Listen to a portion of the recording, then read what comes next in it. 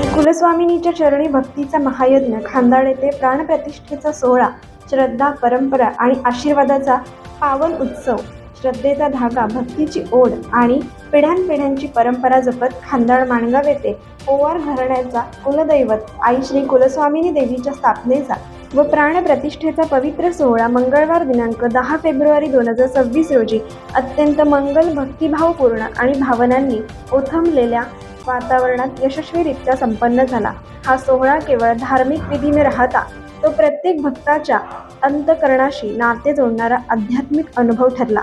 आई कुलस्वामिनी ही पोवार घराण्याची केवळ कुलदेवता नसून संकटात धीर देणारी मातृछाया, सुखदुःखात मार्ग दाखवणारी आणि प्रत्येक पावलावर संरक्षण देणारी देवी शक्ती आहे.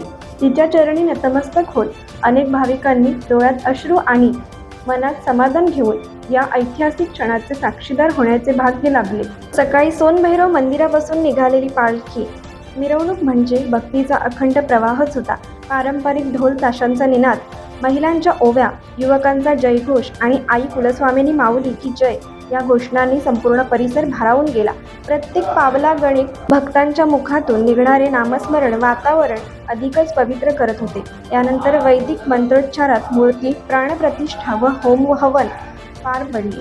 ब्राह्मण आणि पुजारी रघुनाथ भिक्खू पोवार यांच्या पौरोहित्याखाली संपन्न झालेल्या या विधींनी उपस्थित भाविकांच्या मनात भक्तीची ज्योत प्रज्वलित केली.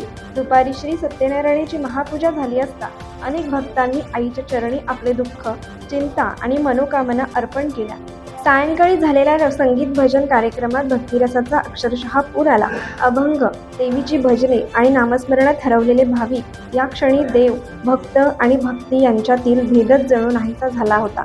काही भक्तांच्या डोळ्यात समाधानाचे अश्रू तर काहींच्या चेहऱ्यावर आईच्या दर्शनाचे अपार सुख स्पष्ट दिसत होते. महाप्रसादाने या पावन सोहळ्याची सांगता झाली. कोकण एक्सप्रेससाठी माणगाव प्रतिनिधी अरुण पवार. कोकण एक्सप्रेस चॅनलला लाईक करा, शेअर करा आणि सबस्क्राईब